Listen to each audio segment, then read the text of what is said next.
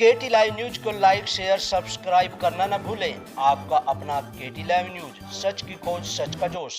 Piece party जिला अध्यक्ष हाजी ताजिम खान के आवास पर डॉक्टर अयूब सर्जन की रिहाई को लेकर किया गया प्रेस वार्ता का आयोजन। जनपद गाजियाबाद के हिंडन विहार स्थित हाजी ताजिम खान के यहां पर पीस पार्टी राष्ट्रीय अध्यक्ष डॉक्टर अयूब सर्जन की रिहाई को लेकर एक प्रेस वार्ता का आयोजन किया गया, जिसमें पीस पार्टी प्रदेश प्रभारी इंजीनियर इरफान ने कहा कि पीस पार्टी द्वारा प्रदेश के समस्त जिलों में डॉक्टर अयूब सर्जन की रिहाई को लेकर हस्ताक्षर अभियान चलाया जाएगा, जिसमें हर जिले में 10,000 लोगों के हस्ताक्षर होंगे। इस अवसर पर पीस पार्टी के राष्ट्रीय प्रवक्ता शादाब चौहान ने कहा कि जिस तरह से डॉक्टर अयूब सर्जन को एक विज्ञापन के आधार पर गिरफ्तार किया गया है और उन पर एनएसए की कार्रवाई की गई है, यह बहुत ही शर्मनाक है।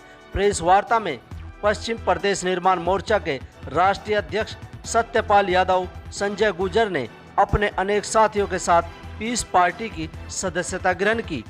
प्रदेश प्रभारी इंजीनियर इरफान व प्रवक्ता शादाब चौहान ने पीस पार्टी में आने वाले सभी लोगों का फूल माला डालकर जोरदार स्वागत किया और संजय गुर्जर को पार्टी का महासचिव व राष्ट्रीय प्रवक्ता घोषित किया। इस अवसर पर बोलते हुए पश्चिम प्रदेश निर्माण मोर्चा के राष्ट्रीय अध्यक्ष सत्यपाल यादव ने बताया कि जिस तरह से हमें पीस पार्टी में सम्मान मिला है, उसी तरह हम भी पार्टी को कर्मठता एवं ईमानदारी से आगे बढ़ाने का कार्य करेंगे और आने वाले चुनाव में पीस पार्टी के बैनर तले चुनाव लड़ेंगे। इस अवसर पर हाजी ताजिम ने सभी कार्यकर्ताओं का तहे दिल से शुक्रिया अदा किया और कहा कि आने वाले समय में पीस पार्टी नए आयाम स्थापित करेगी।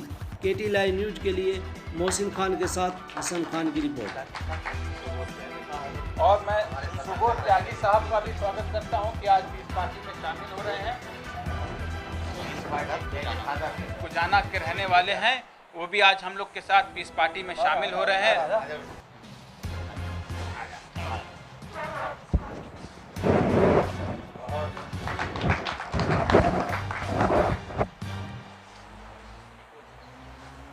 अब मैं पत्रकार बंधुओं से कहूंगा कि जो सवाल पूछना चाहते हैं उसका जवाब देंगे और उसके बाद जो आज हमारे गुर्जर साहब पार्टी ज्वाइन किए हैं उसके बाद 2 शब्द वो भी कहेंगे। कार्यकारिणी एवं आज हमारे बहुत ही सीनियर साथी पार्टी ज्वाइन करेंगे इंजीनियर इरफान साहब की मौजूदगी में। दूसरा मुद्दा आज की प्रेस वार्ता का ये रहेगा कि जिस प्रकार से राजनीतिक द्वेष में पीस पार्टी के अध्यक्ष डॉक्टर अयूब साहब पर एनएसए की कार्रवाई राजनीतिक दुर्भावना में की गई, उसके खिलाफ हर संवैधानिक संघर्ष के लिए पीस पार्टी तत्पर है। उसके लिए इंजीनियर इरफान साहब के नेतृत्व में पूरे प्रदेश भर में हस्ताक्षर अभियान हर जिले से 10,000 हस्ताक्षर करके माननीय राज्यपाल महोदय को पीस पार्टी भिजवा रही है और माननीय इंजीनियर इरफान साहब एवं प्रदेश अध्यक्ष जी के नेतृत्व में आने वाले समय में जेल भरो आंदोलन या जो भी संवैधानिक संघर्ष होगा, हर संघर्ष के लिए पीस पार्टी तैयार है। क्योंकि आज जो सामाजिक गठबंधन के साथ हमारे साथी ज्वाइन कर रहे हैं, लक्ष्य ये है कि इस सरकार में गुज्जर समाज, ब्राह्मण समाज, दलित समाज, अल्पसंख्यक समाज पर, जाट समाज पर खास तौर से राजनीतिक शोषण उनका किया गया है और इसी सब विषय को लेकर के आज पीस पार्टी के प्रदेश प्रभारी इंजीनियर इरफान साहब हमारे बीच उपस्थित हैं, जो सभी साथियों को सदस्यता भी ग्रहण कराएंगे और पार्टी किस प्रकार से 2022 तक के लिए प्लानिंग कर रही है एवं इस जन विरोधी सरकार से कैसे मुकाबला करना है, ये पीस पार्टी के प्रदेश प्रभारी इंजीनियर इरफान साहब विस्तृत में आप सभी बंधुओं को बताएंगे। मैं उससे पहले आप सभी पत्रकार बंधुओं का धन्यवाद देना चाहूँगा कि इस कोरोना काल में आप सोशल डिस्टेंसिंग का पालन करते हुए यहाँ पर उपस्थित हुए हैं। मैं आपका आभारी हूँ। अभी माननीय प्रभारी साहब आपको विस्तृत जानकारी तमाम विषय पर देंगे। शुरू कर देंगे? हाँ, आ जाइए, ये भी आ जाए। में मेरे साथ चलकर आए पीस पार्टी के राष्ट्रीय महासचिव खुर्शीद आलम साहब, पीस पार्टी के राष्ट्रीय सचिव शादाब आलम साहब, पीस पार्टी के प्रदेश महासचिव भूरे खां साहब, नईम मंसूरी साहब, फारूक मेवाती साहब और जो आज पीस पार्टी में शामिल हो रहे हैं सुरेंद्र गुर्जर साहब, त्यागी साहब, सभी लोगों का आज हम लोग पीस पार्टी परिवार में स्वागत करते हैं। और आज से उत्तर प्रदेश के अंदर एक परिवर्तन की राजनीति की शुरुआत होगी और हमें उत्तर प्रदेश की सारी आवाम पर भरोसा है कि ये परिवर्तन की आंधी 2022 के अंदर पीस पार्टी की उत्तर प्रदेश में सरकार बनवाएगी। और इसी कड़ी में जिस तरीके से ये सरकार हर समाज के साथ उपेक्षा कर रही है और विपक्ष में बैठे जो भी नेतागण हैं सबको हतोत्साहित करना और जेल में डालने का काम कर रही है, उसी क्रम में पीस पार्टी के राष्ट्रीय अध्यक्ष डॉक्टर अयूब सर्जन साहब जो कोरोना काल में मेडिकल सेवाएं जो पूरे देश और प्रदेश की जनता को दे रहे थे, उनको रात में ऑपरेशन करते वक्त पुलिस ने गिरफ्तार किया है और उन्हें जेल भेज दिया गया और उनके ऊपर एनएसए जैसे धाराएं लगाई हैं जिससे वो आज के वक्त में जेल के अंदर हैं। इसी कड़ी में इसके विरोध में पूरे उत्तर प्रदेश में पीस पार्टी हस्ताक्षर अभियान चलाने जा रही है, जिसमें प्रत्येक ज़िलों से 10,000 सिग्नेचर करवाकर माननीय राज्यपाल को भेजने की तैयारी पीस पार्टी की है। उसके बाद जेल भरो आंदोलन का कार्यक्रम पीस पार्टी करेगी और हर जनपदों के अंदर जेल भरने का काम पीस पार्टी के कार्यकर्ता करेंगे। हम अनुरोध करेंगे माननीय राज्यपाल से कि ये कार्य हमें ना करना पड़े, उससे पहले जितने भी निराधार आरोप पीस पार्टी के राष्ट्रीय अध्यक्ष डॉक्टर अयूब सर्जन साहब पर हैं उसे हटा दिया जाए और तत्काल उन्हें जेल से रिहा किया जाए। और हमें उम्मीद है कि जिस तरीके का सामाजिक गठबंधन पीस पार्टी पूरे उत्तर प्रदेश में बना रही है और हर वर्ग को साथ में लेकर चलने का काम जो पीस पार्टी जितना भी उपेक्षित समाज है, शोषित समाज है, दबा समाज है, पिछड़ा समाज है, सबको साथ लेने का काम पीस पार्टी कर रही है। उसी कड़ी में आज सुरेंद्र गुर्जर साहब और उनके साथीगण आज पीस पार्टी को ज्वाइन कर रहे हैं। मैं उनका अभिनंदन करता हूं और मुझे उम्मीद है कि इनके आने से पूरे पश्चिमांचल में पूरी मजबूती के साथ पीस पार्टी काम करेगी और इन्हें पीस पार्टी का राष्ट्रीय महासचिव एवं प्रवक्ता बनाया जाता है संजय गुर्जर साहब को। और मैं मालाओं के साथ चार वो भी जरूरी है।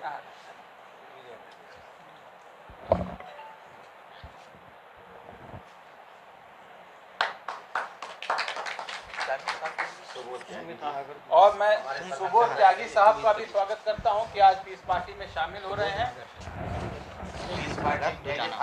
गुजाना के रहने वाले हैं, वो भी आज हम लोग के साथ पीस पार्टी में शामिल हो रहे हैं।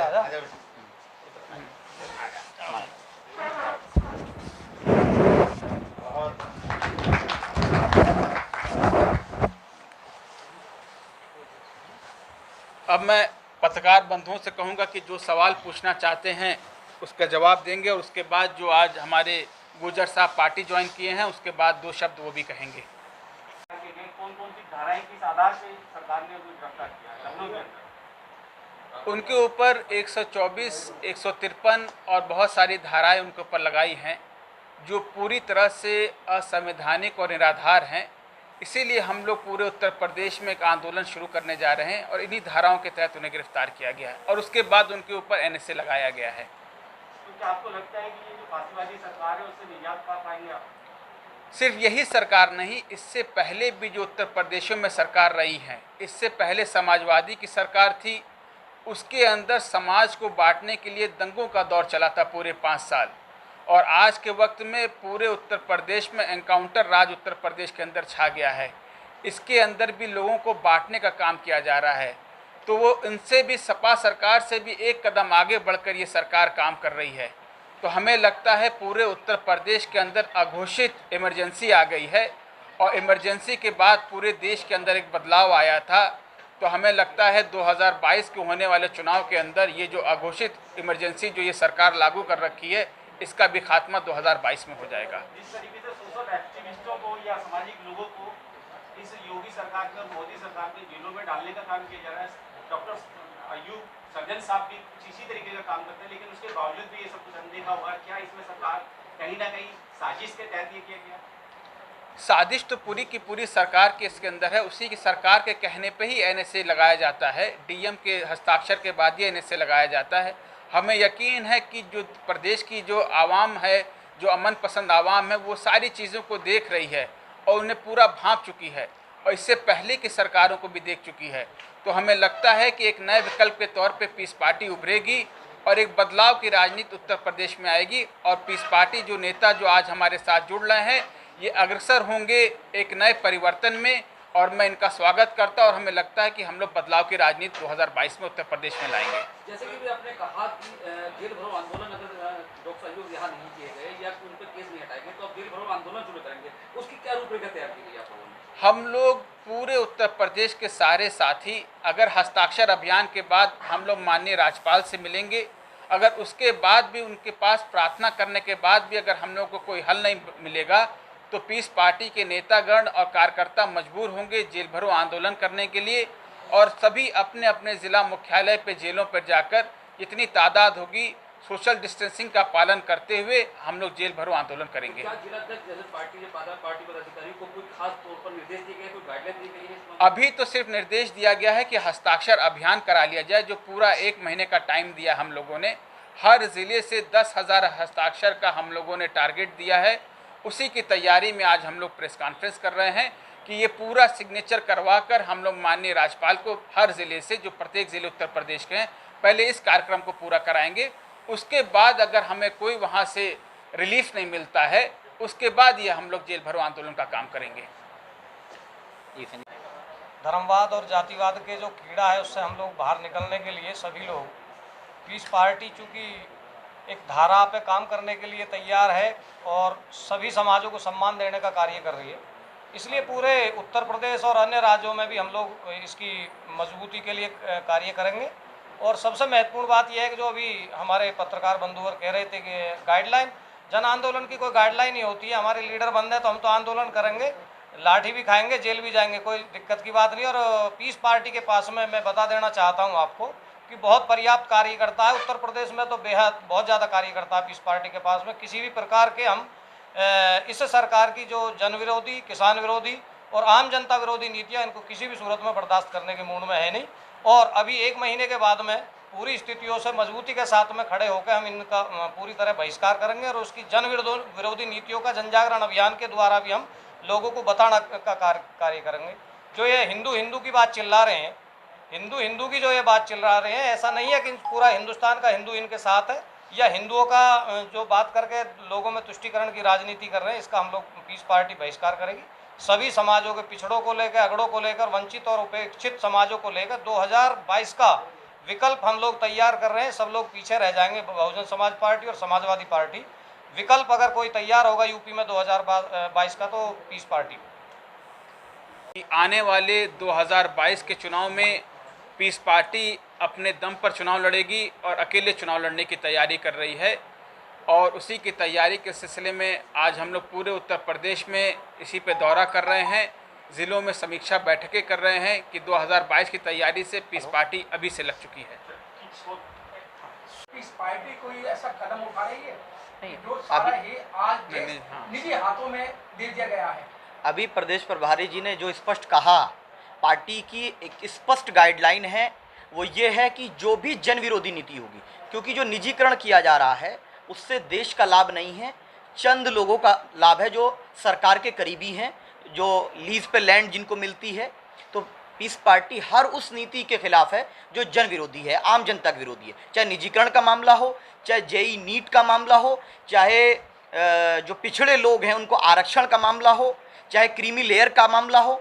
जो भी चीज़ें इस देश के लोगों के खिलाफ हैं, हम उसमें सरकार के विरोध करते रहेंगे और हमारी नीति ही ये है, चाहे मसला किसान का होगा, महिला सुरक्षा का होगा, रोजगार का होगा, इकोनॉमी को सर्वाइव करने का होगा, हर उस नीति में हम आंदोलन करेंगे जहां पर भी हमें लगेगा कि ये सरकार जो है जनता के खिलाफ है। अभी तक कोई भी पार्टी ऐसे निकल कर आ जाओ, नहीं आ जाओ। आई है कि आ जाओ, जल्दी आ जाओ। निजीकरण का जो मसला है कि उस पे वो आवाज उठाए। आ जाओ। नहीं, यही चीज़ है कि आवाज़ देखनी भी पड़ेगी ना। हम तो शुरू से बोल रहे हैं कि हम लोग निजीकरण के विरोधी हैं, और निजीकरण का विरोध सिर्फ इसलिए है कि उसमें कुछ लोगों को फ़ायदा पहुंचाया जाता है, सुविधाएं सुधारने की जगह चंद लोगों को फ़ायदा पहुंचाया जाता है। क्या लगता है कि आगे आने वाला चुनाव ये पार्टी चुनाव कराएगी?